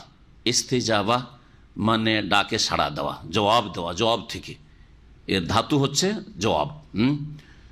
তো ইস্তাজাবা মানে ডাকে সাড়া দেওয়া। জি, ইস্তাজিবু লিল্লাহি ওয়া লির রাসূল, আল্লাহ পাক যখন ডাক দেন, আল্লাহ পাকের ডাক কোথায় রয়েছে? কোরআনে কি ইয়া আইয়ুহাল্লাযীনা আমানু এগুলো ডাক না? ইয়া আইয়ুহান নাস এগুলো ডাক না? আমরা মানুষ, তো ইয়া আইয়ুহান নাস ডাকলেও মুমিন মুসলিম শামিল। আর ইয়া আইয়ুহাল্লাযীনা আমানু, হ্যাঁ অধিকাংশ যে ইয়া আইয়ুহাল্লাযীনা আমানু ইয়া আইয়ুহাল্লাযীনা আমানু বলা হয়েছে তাতেও আমরা শামিল, তাই না? আর তারপর নবীকেও যদি সম্বোধন করে থাকেন আর সেই মাসলাটি নবীর সাথে খাস না, তাহলে আমরা নবীর উম্মত হিসাবে ইয়া আইয়ুহান নবীও বলে যদি ডাক দেন সেটাও আমাদের জন্য সম্বোধন। তো কোরআনে কারিমে এইরকমই সম্বোধন আছে। মানব জাতির উদ্দেশ্যে আল্লাহ পাক কোরআন নাযিল করেছেন আর জিন জাতির জন্য। সুতরাং আকিমুস সালাহ আল্লাহ পাকের সম্বোধন না, আল্লাহর ডাক না। ওয়া আতুজ যাকাত আল্লাহর ডাক না। ইস্তাজিবু লিল্লাহি ওয়া লির রাসূল তোমরা আল্লাহ এবং রাসূলের ডাকে সাড়া দাও। এজা দাআকুম যখন তিনি তোমাদেরকে ডাকেন, আহ্বান করেন। লেমা ইউহয়িকুম এমন বিষয়ের দিকে যা তোমাদের মধ্যে প্রাণ সঞ্চারিত করবে। আহয়া ইহি মানে হায়াত দান করা, এমন বিষয়ের দিকে যা তোমাদের মধ্যে প্রাণ সঞ্চারিত করবে। তাহলে রাসূলুল্লাহ সাল্লাল্লাহু আলাইহি সাল্লাম যেই বিষয়ের দিকে আহ্বান করেছেন সেটা মানুষকে জীবন দান করে থাকে। কি করে থাকে? জীবন দান করে। তো রাসূলুল্লাহ সাল্লাল্লাহু আলাইহি সাল্লাম কিসের দিকে দাওয়াত দিয়েছেন? ওহীর বিধানের দিকে। তার মূল হচ্ছে তৌহিদ, আল্লাহর একত্ব প্রতিষ্ঠা করা আর রাসূলের আদর্শ মোতাবেক জীবন গড়া, তাই না? তো এটা হচ্ছে মানুষের হায়াত, আসল হায়াত হচ্ছে এটা হচ্ছে হায়াতুল কুলুব, অন্তরের প্রাণ এতেই রয়েছে। এটা হচ্ছে হায়াতুর রূহ, এতে রয়েছে আত্মার প্রাণ রয়েছে, আত্মার জীবন এতে রয়েছে।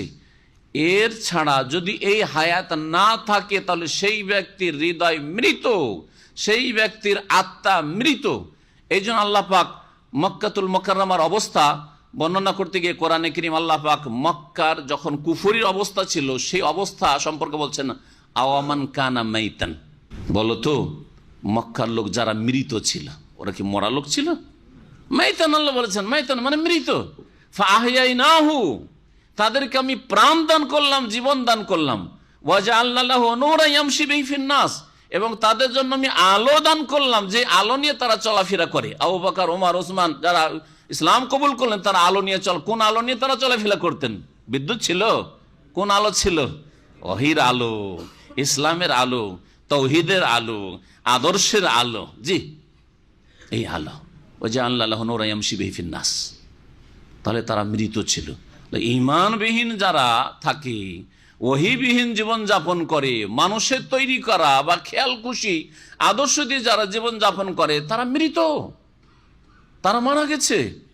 এমনকি নবী করিম সাল্লাল্লাহু আলাইহি সাল্লাম বলেছেন যার অন্তরে কোরআনের জ্ঞান নেই, তিরমিজির হাদিস, আল্লাযী লাইসা ফি জাওফিহি কুরআনুন কাল বাইতিল খারিব।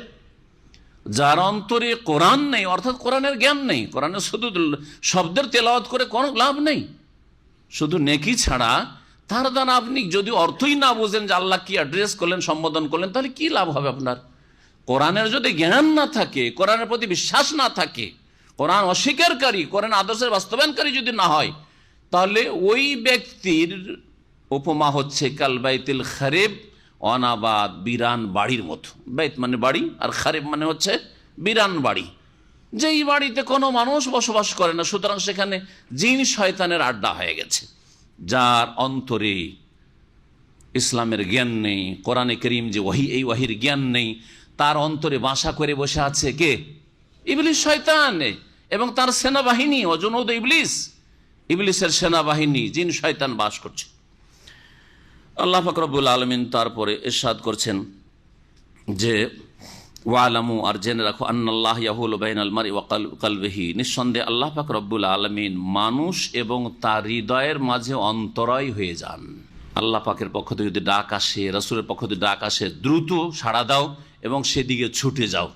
এমন মুহূর্ত আসার আগে যখন তোমার অন্তরের মাঝে এবং তোমার মাঝেই আল্লাহ পাক অন্তরায় হয়ে যাবেন, আর সৃষ্টি করে দেবেন, আর হয়তো তৌফিক পাবে না।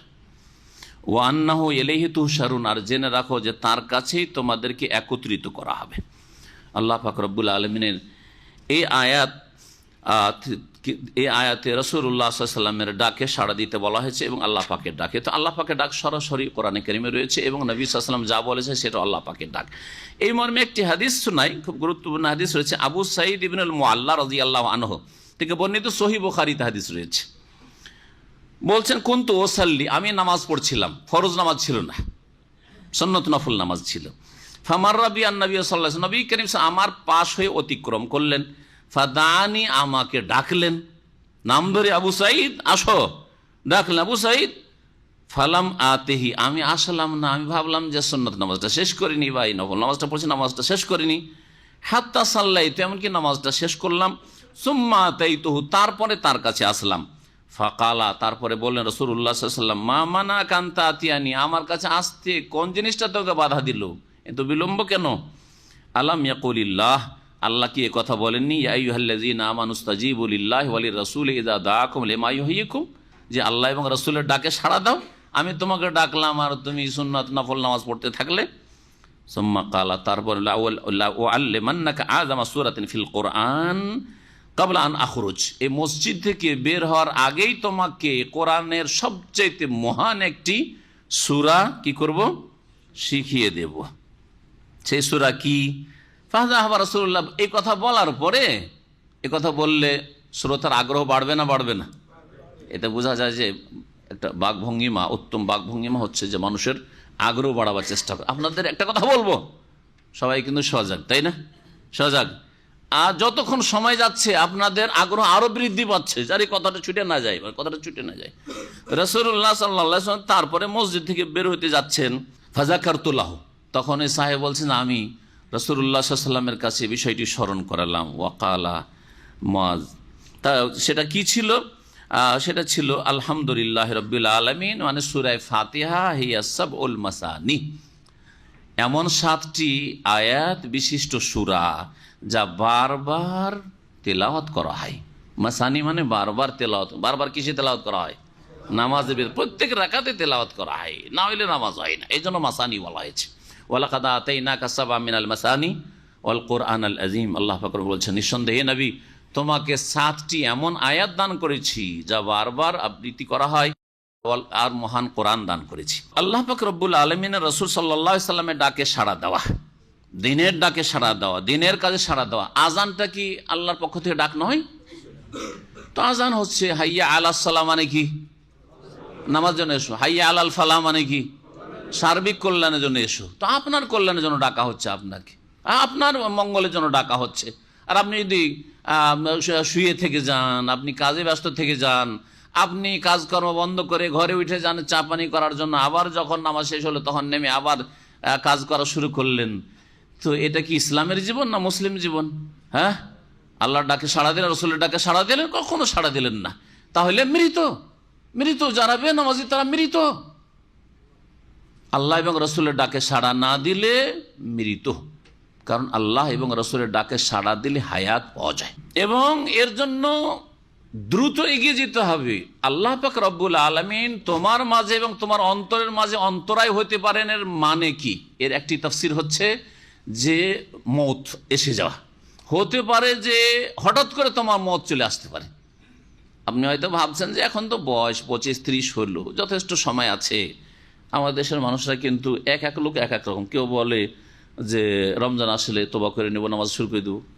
আর যদি হজ করার একটা চান্স থাকে যে হজে যাবে 2-1 বছরের মধ্যে, তো এখানে যারা এসছে অনেকে বেনামাজি, বলে হজটা করলে নামাজটা ধরে নেব, করে না করে না? হ্যাঁ।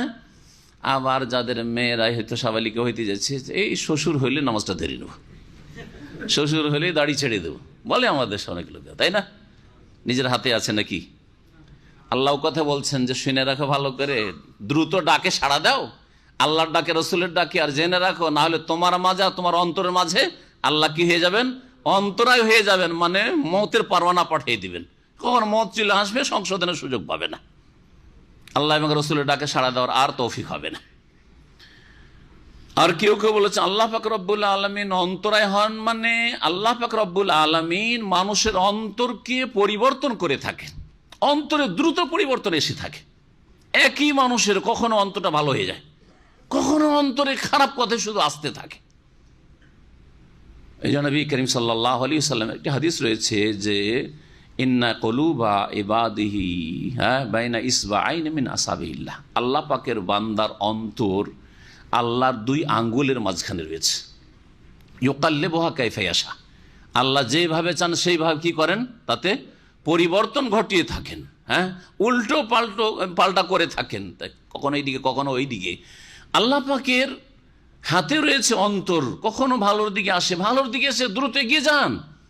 আল্লাহ আপনার জন্য কল্যাণ চেয়েছেন, আপনি যদি মনে করেন যে না আচ্ছা ঠিক আছে, মনটা একটু ভালো হয়েছে, ঠিক আছে, আর কিছুদিন পর হয়তো আর সুযোগ আসবে না।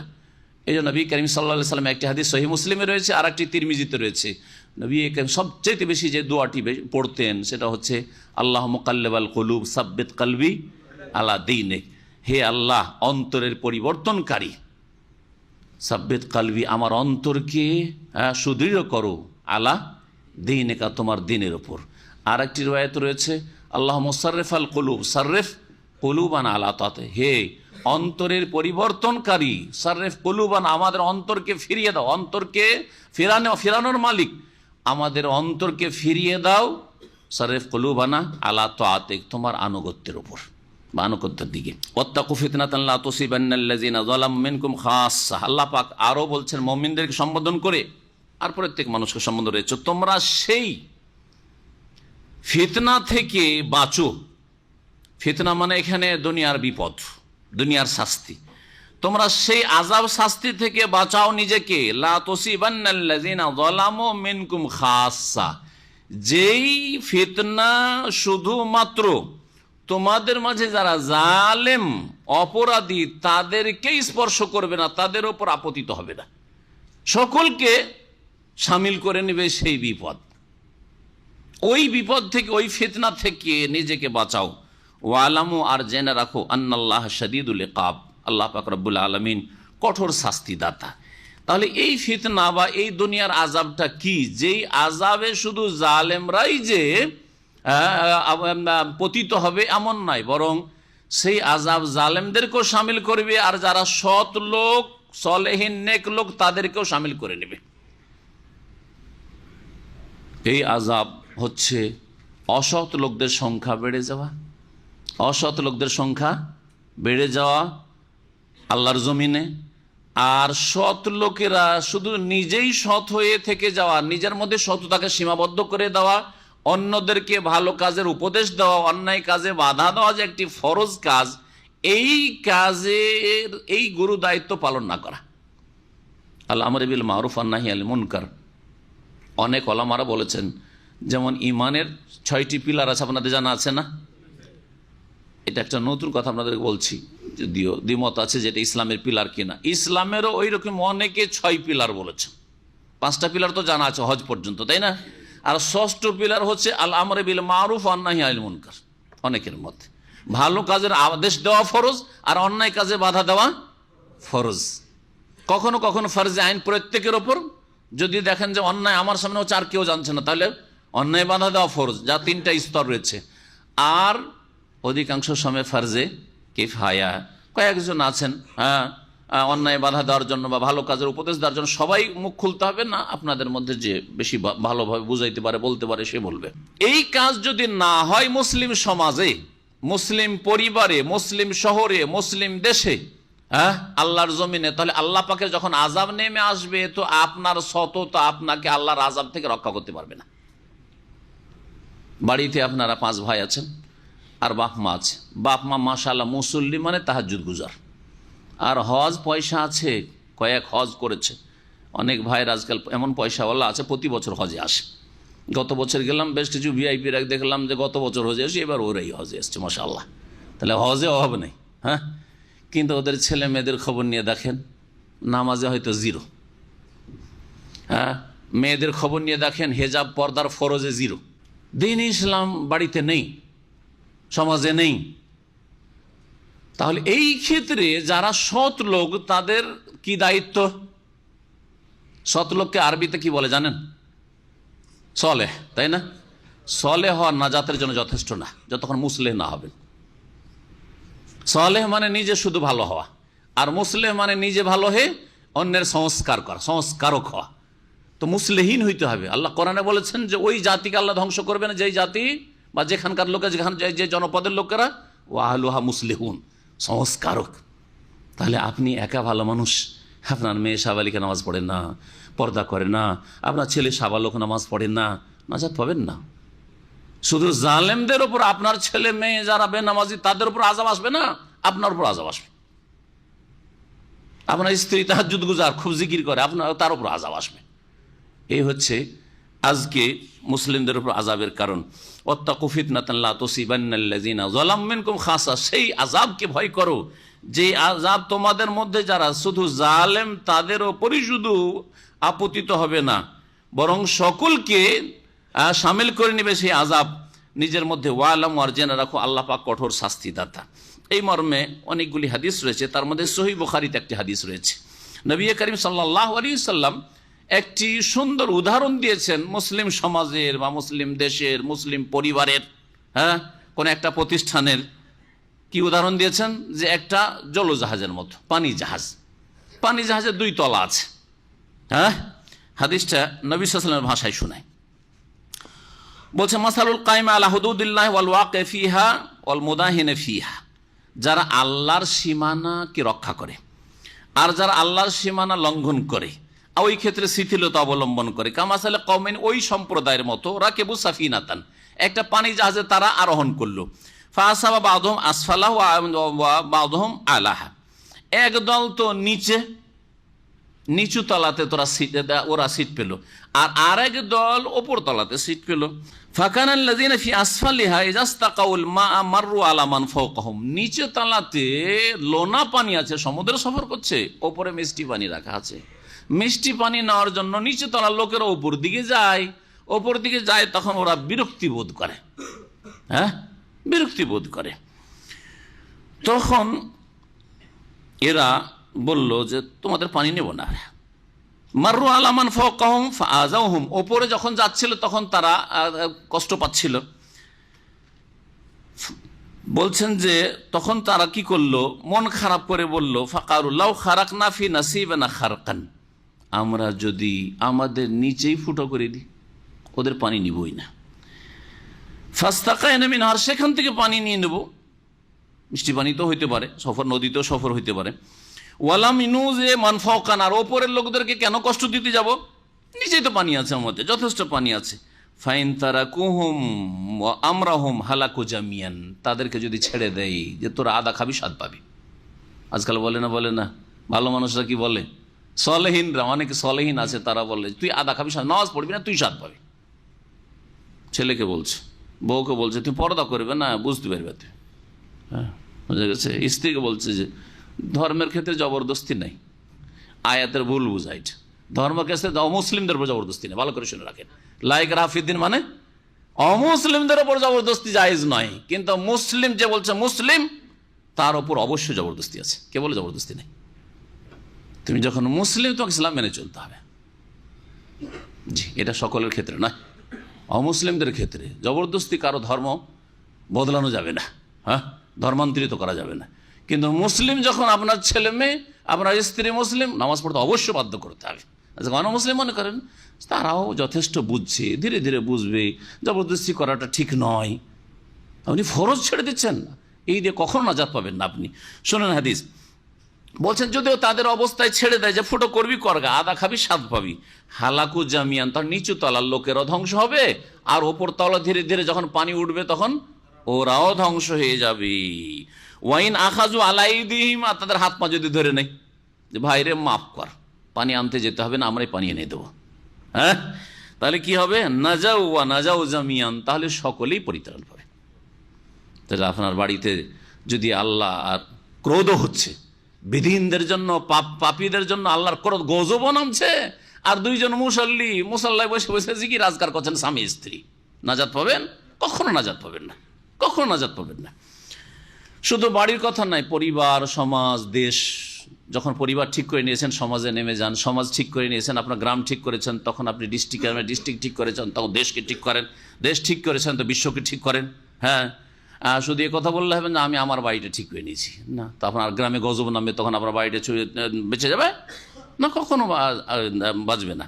সেটা আসমানি আযাব হইতে পারে, আর জমিনি আযাব হইতে, না কোনো আযাব হইতে পারে। এরপরে আল্লাহ পাক রব্বুল আলামিন মক্কাতুল মুকাররমায় নবী করিম সাল্লাল্লাহু আলাইহি ওয়াসাল্লাম সাহাবায়ে কেরামরা যে দুর্বল ছিলেন, অসহায় ছিলেন, আল্লাহ পাকের সাহায্য নেমে আসলো। আল্লাহ পাক কিভাবে হেফাজত করলেন, আর তাদের অনিষ্ট থেকে আল্লাহ পাক রক্ষা করলেন, হিজরত নবী সাল্লাল্লাহু আলাইহি ওয়াসাল্লাম সহি সালামত করলেন, এই বিষয় এইগুলির দিকে ইঙ্গিত করেছেন।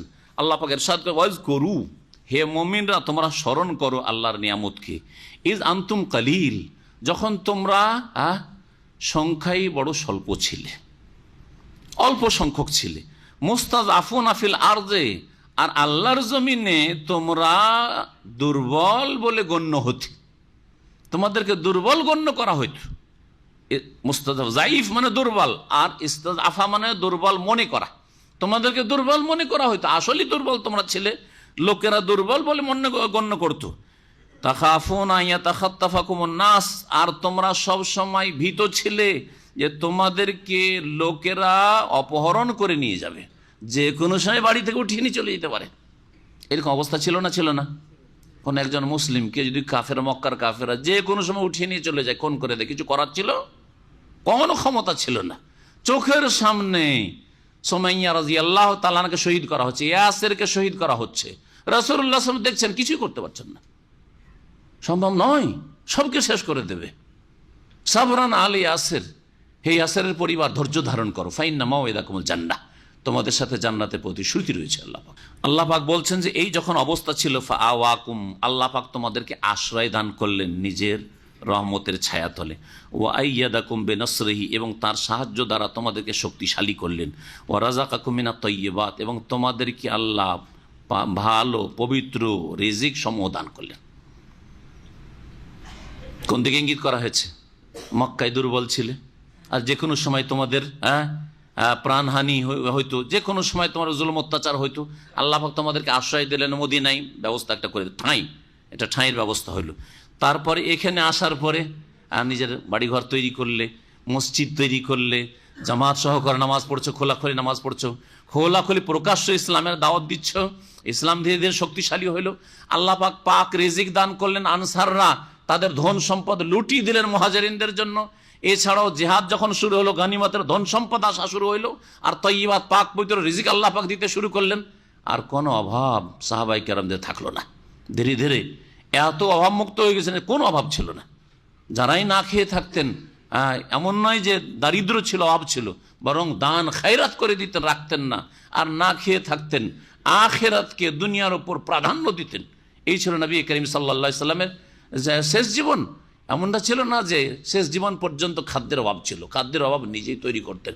অন্যরা না খেয়ে আছে, কেন আমি জমা করে রাখবো, খেয়ে দিয়ে দিই, বাকিতে দিয়ে দিই, সবাই খাক। আল্লাহ পাক রব্বুনা বলছেন, লাআল্লাকুম তাশকুরুন, যাতে করে তোমরা আল্লাহ পাকের শুকরগুজার হও, কৃতজ্ঞতা প্রকাশ করো। ইয়া আইয়ুহাল্লাযীনা আমানু, হে মুমিন বিশ্বাসীরা, লা তাখুনুল্লাহ ওয়া রাসূল, তোমরা আল্লাহ এবং রাসূলের বিশ্বাসঘাতকতা করিও না। খেয়ানত মানে বিশ্বাসঘাতকতা। আল্লাহর খেয়ানত করা মানে আল্লাহ পাক রব্বুল আলামিনের ফরজ ওয়াজিবে ঘাটতি করে দাও। যে 5 ওয়াক্ত নামাজে 4 ওয়াক্ত পড়লো, খেয়ানত করলো না? করলো না? আমানত হচ্ছে 5 ওয়াক্ত, 4 পড়লো, খেয়ানত করলো না? আমানত হচ্ছে জামাতে গিয়ে পুরুষরা নামাজ পড়বে, সুস্থ জামাতে গেল না, খেয়ানত করলো না?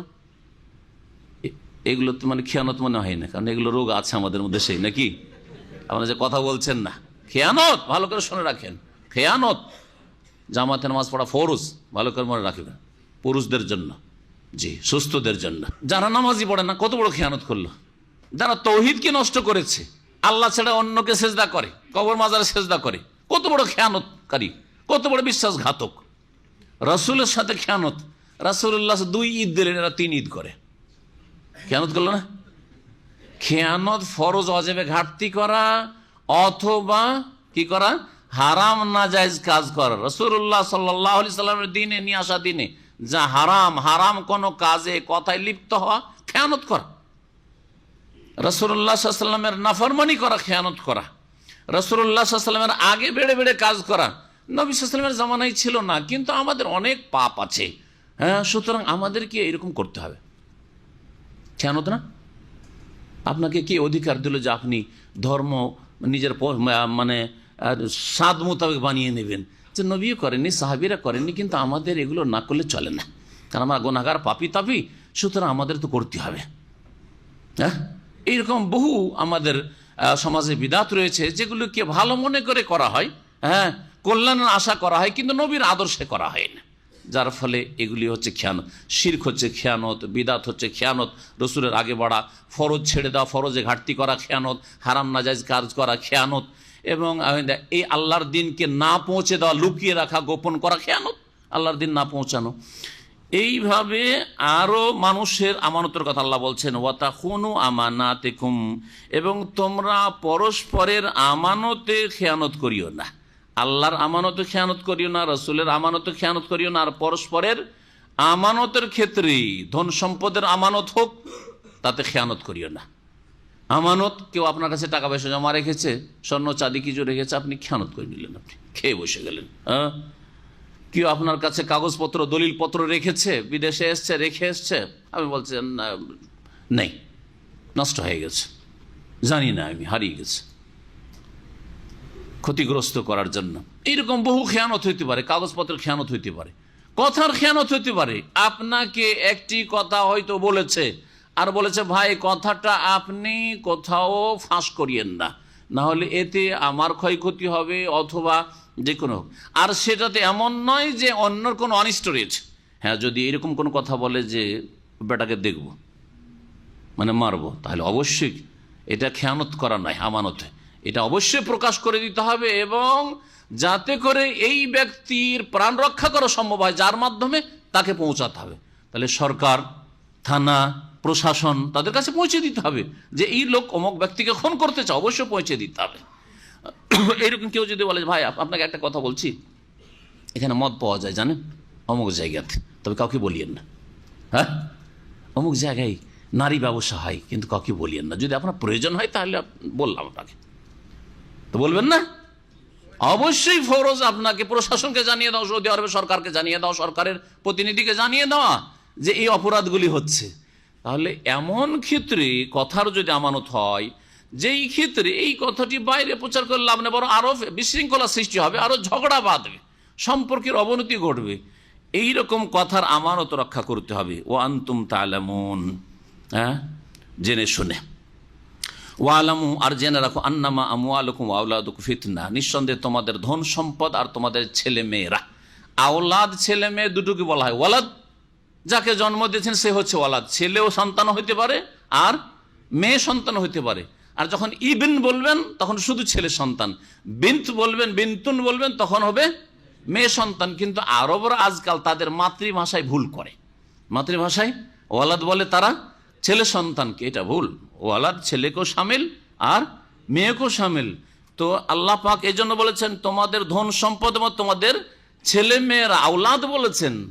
যদি ওয়ালাদ মানে আরবদের মাতৃভাষা দিয়ে তফসির করেন তাহলে কি হবে? তোমাদের ছেলে সন্তানগুলি ফিতনার কারণ, মেয়ে সন্তান ফিতনার পরীক্ষার কারণ নয়। মেয়েকে বিয়ে দেওয়ার জন্য যৌতুক দিতে হবে, সেজন্য এখানে কফিলের হারাম চুরি করছে, হ্যাঁ, অথবা হারাম ব্যবসা করছে যে বেতন দিয়ে তো মেয়ের বিয়ে দিতে পারবো না, যৌতুক দিতে পারবো না, অনেক টাকা, লাখ লাখ টাকা খরচ আছে, তখন হারাম ব্যবসা বাণিজ্য করছে, তো মেয়ের কারণে ফিতনায় পড়ে না। জেনে রাখো যে তোমাদের ধন সম্পদ এবং তোমাদের ছেলে মেয়েরা তোমাদের ফিতনার পরীক্ষার কারণ। এতে অধিকাংশ মানুষ ফেল করেছে। ও আন্নাল্লাহ ইনদাহু আজরুন আজিম, আর এই পরীক্ষায় যদি তোমরা উত্তীর্ণ হতে পারো তাহলে জেনে রাখো যে আল্লাহর নিকটে তোমাদের জন্য মহাপুরস্কার রয়েছে। ও আন্নাল্লাহ ইনদাহু, মানে আল্লাহর নিকটে তোমাদের জন্য আজরুন আজিম, মহাপুরস্কার রয়েছে। এখানে আল্লাহ পাক ধন সম্পদ এবং ছেলে মেয়েদের ফিতনার কথা উল্লেখ করলেন। খেয়ানতের বিষয়টি, বিশ্বাসঘাতকতার বিষয়টি উল্লেখ করার পরে মানুষ খেয়ানত কেন করে? টাকা পয়সা ধার নিয়ে না দেওয়া, হাত ভারী করা, উধাও হয়ে যাওয়া, নম্বর চেঞ্জ করে দিলেন, হ্যাঁ, যে বাসায় থাকতেন বাসা থেকে আউট হয়ে গেলেন, যাদের টাকা দেওয়ার ইচ্ছা না থাকে এরকম করে। কেন করে? পয়সার ফিতনায় পড়েছে, পয়সার লোভ হয়ে গেছে বেশি।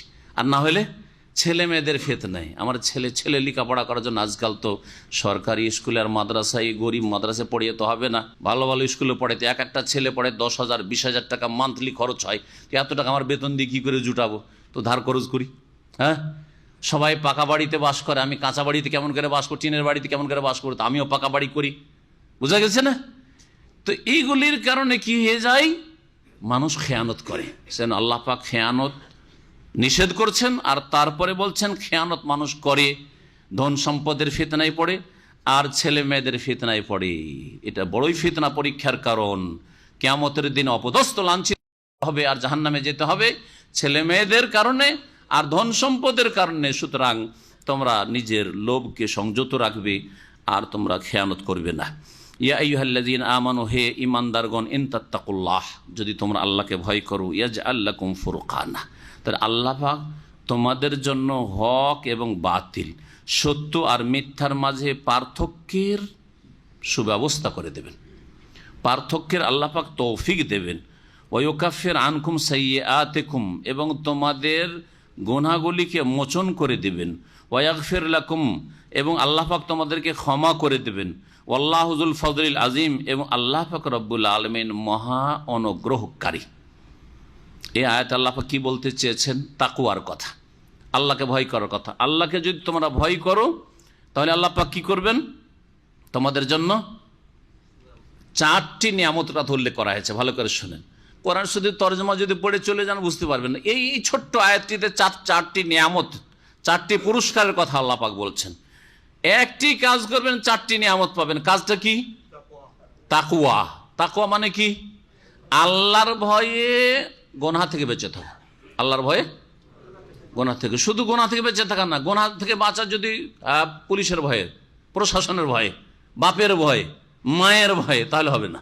হ্যাঁ, শরীর স্বাস্থ্য রক্ষার ভয়ে বিড়ি সিগারেট কেন খান না? শুনেছেন খুব ক্ষতি হতো, হ্যাঁ, সেই জন্য না, আল্লাহর ভয়। আল্লাহর ভয়ে যদি গোনাহ থেকে বেঁচে থাকেন, ফরজ ওয়াজিব হেফাজত করছেন আল্লাহর ভয়ে, হারাম নাজায়েজ থেকে বাঁচছেন আল্লাহর ভয়, এর নাম তাকওয়া। আল্লাহর দ্বীনের হেফাজত করছেন আল্লাহর ভয়ে, যে আল্লাহর কাছে জবাব দিতে হবে। তাহলে প্রথম পুরস্কার হচ্ছে যে আল্লাহ তোমাকে ভালো এবং মন্দের মাঝে পার্থক্যের ক্ষমতা দান করবেন, যার ফলে কখনো বিভ্রান্তির শিকার হয়ে জাহান্নামে যাবে না। 1। 2 নম্বর, আল্লাহ তোমাদের সাইয়্যাতগুলিকে মোচন করে দেবেন। তাফসীরকাররা বলছেন যে আল্লাহ পাক যদি জুনুব আর সাইয়্যা দুটো পাশাপাশি বলেন, তো সাইয়্যা হচ্ছে সাগীরা ছোট গুনাহ, আর জুনুব হচ্ছে কাবীরা বড় গুনাহ।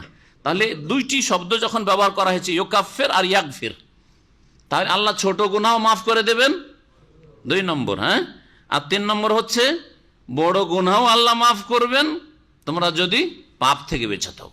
কাবিরা গুনাহ থেকে বেঁচে আছেন তাহলে কি হবে?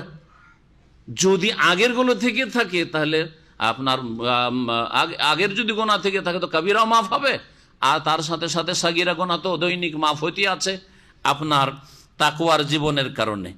আর 4 নম্বর পুরস্কার হচ্ছে যে আল্লাহ মহা অনুগ্রহকারী, সুতরাং তিনি মহা পুরস্কার তোমাকে দিবেন, বড় পুরস্কার আল্লাহ পাক দান করবেন। আল্লামা আব্দুর রহমান সাদি রহমতুল্লাহ আলাই আয়াতের তাফসিরে এইভাবে তিনি তাফসির করেছেন যে একটি ভালো কাজ করেন তাকওয়া, 4টি নিয়ামত আল্লাহ পাক দেবেন। ওয়াইজ ইয়ামকুরু বিকাল্লাযিনা কাফারু লিইউসবিতুকা আও ইয়াকতুলুকা আও ইখরিজুকা ইয়ামকুরুনা ইয়ামকুরুল্লাহু ওয়াল্লাহু খায়রুল মাকিরিন। নবী করিম সাল্লাল্লাহু আলাইহি সাল্লামের হিজরতের সময়ের কথা আল্লাহ পাক বলছেন, স্মরণ করো হে নবী মুহাম্মদ সাল্লাল্লাহু আলাইহি ওয়াসাল্লাম, তোমার সম্পর্কে যখন কাফেররা মক্কার ষড়যন্ত্রে লিপ্ত ছিল, লিউসবিতুকা তোমাকে বন্দী করার জন্য, আসবাতা ইউসবিতু মানে এখানে বন্দী করা, আও ইয়াকতুলুকা অথবা তোমাকে খুন করার জন্য, আও ইখরিজুকা বা তোমাকে মক্কা থেকে বহিষ্কার করার জন্য। নবী করিম সাল্লাল্লাহু আলাইহি ওয়াসাল্লামের হিজরতের পূর্ব মুহূর্তে মক্কার কাফের নেতারা দারুন নাদওয়া নামক একটি বৈঠকখানা তাদের ছিল, মিটিং হল, সেখানে তারা মিটিংয়ে বসছিল। মক্কার বড় বড় কাফের নেতারা যে কী করা যায়, মুহাম্মদ তো ধীরে ধীরে বেড়েই গেল, হিজরত করলেন নবুয়তের কত বছর পরে? 13 বছর পরে। 13 বছর ধীরে ধীরে লোক সংখ্যা মুসলিম বাড়তে আছে, আর তো একে সামলানো গেল না। বিভিন্ন রকম পন্থা দিয়ে আমরা চেষ্টা করলাম, প্রলোভন দিলাম, হেয় প্রতিপন্ন করলাম, ধমক দিলাম ইত্যাদি, আর জুলম অত্যাচার মেলা কিছু হইল, কিন্তু কিছুতেই কিছু করা যাচ্ছে না, করতে হবে কি? শেষ একটা সিদ্ধান্ত নেওয়া যাক। একদল বলল যে একে দেশ থেকে বের করে দাও, মক্কা থেকে বের করে দাও, যাক কোথাও অন্য দেশে চলে যাক। আর এক দল বলছেন না, তো ওখানে গিয়ে তো আবার সংখ্যা বাড়িয়ে দিবে, দিয়ে আবার মক্কায় হামলা করবে কখন এসে, না এটা করা যাবে না। গেল ওটাও নাক কষে, তাহলে কি করতে হবে?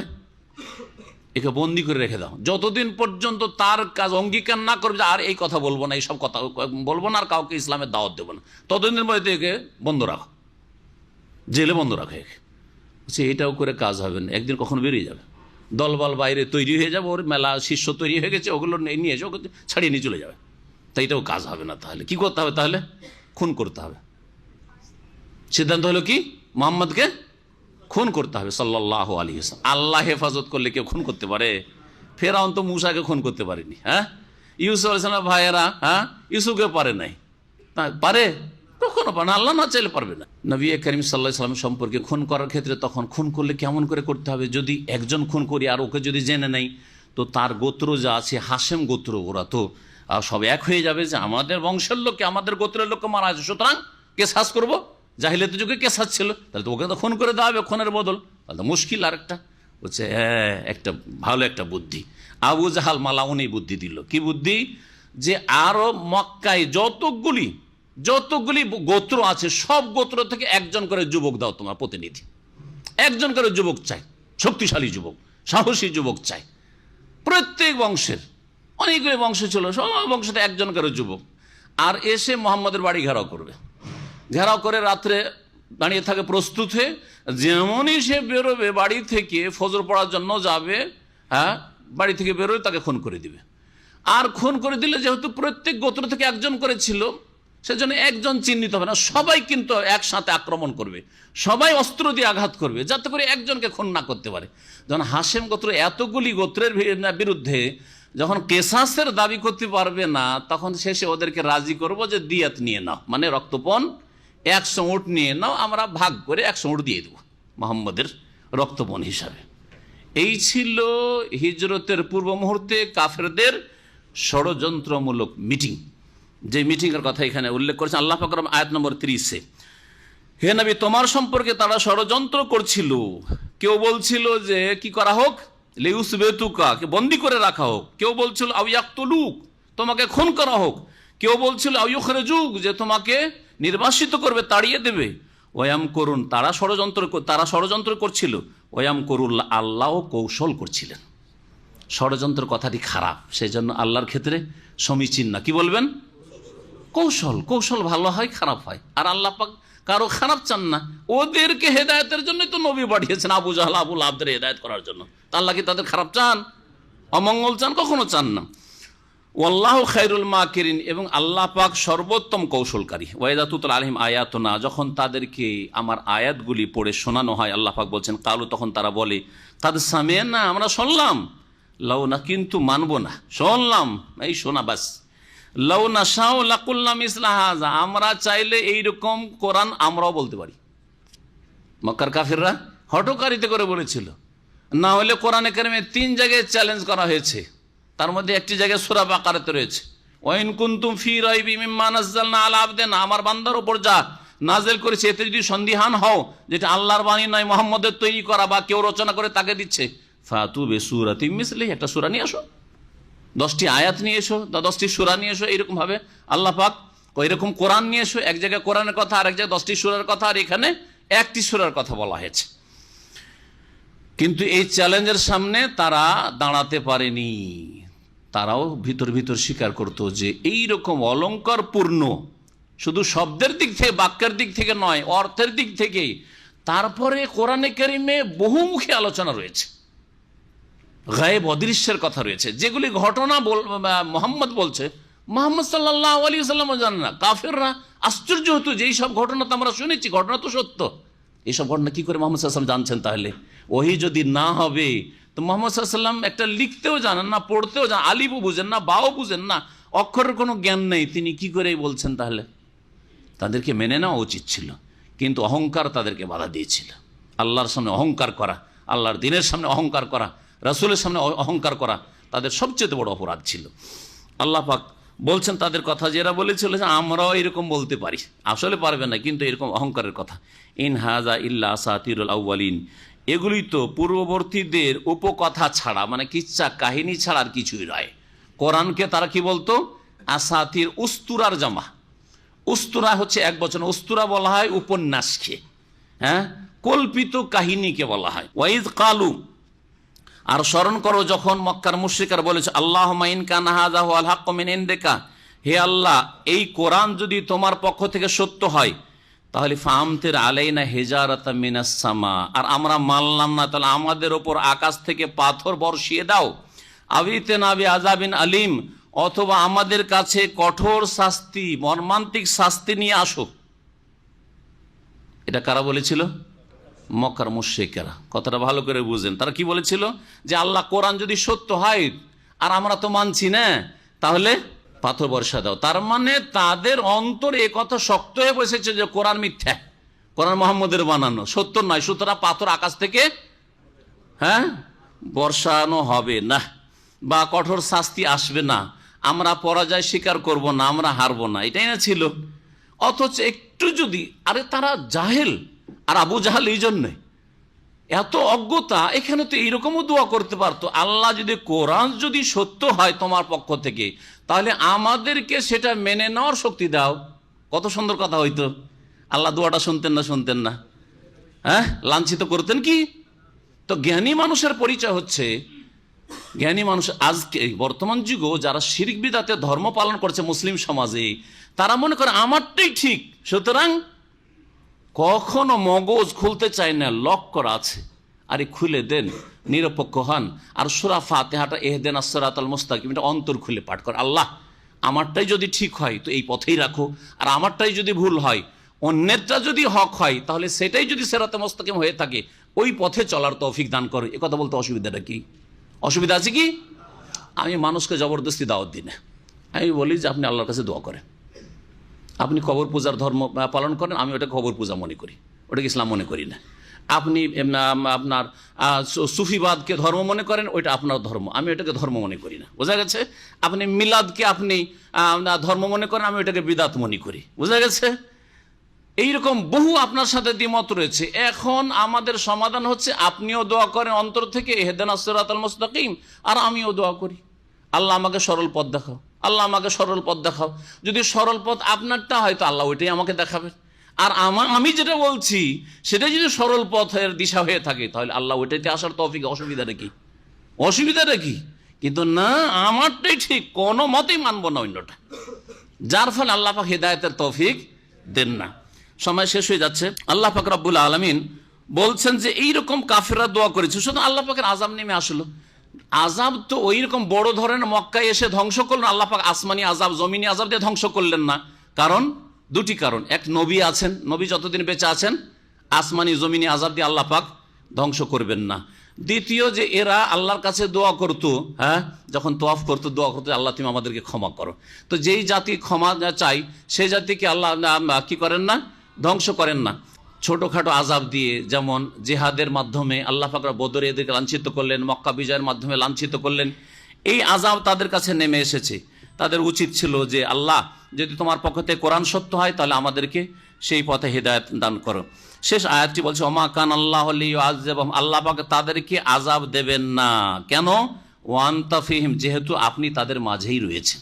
নবী বেঁচে থাকাকালীন এই শেষ উম্মতকে বা শেষ উম্মতের কাফেরদেরকে আল্লাহ পাক সমূলে বিনাশ করবেন না। ওমা কান আল্লাহু মুআযযিবাহুম, আল্লাহ তাদেরকে ধ্বংস করবেন না। ওহুম ইস্তাগফিরুন, যদি তার আল্লাহর কাছে ক্ষমা চাইতে থাকে। ওয়া সাল্লাল্লাহু আলা নবিয়িনা মুহাম্মদ ওয়া আলা আলিহি ওয়া সাহবিহি।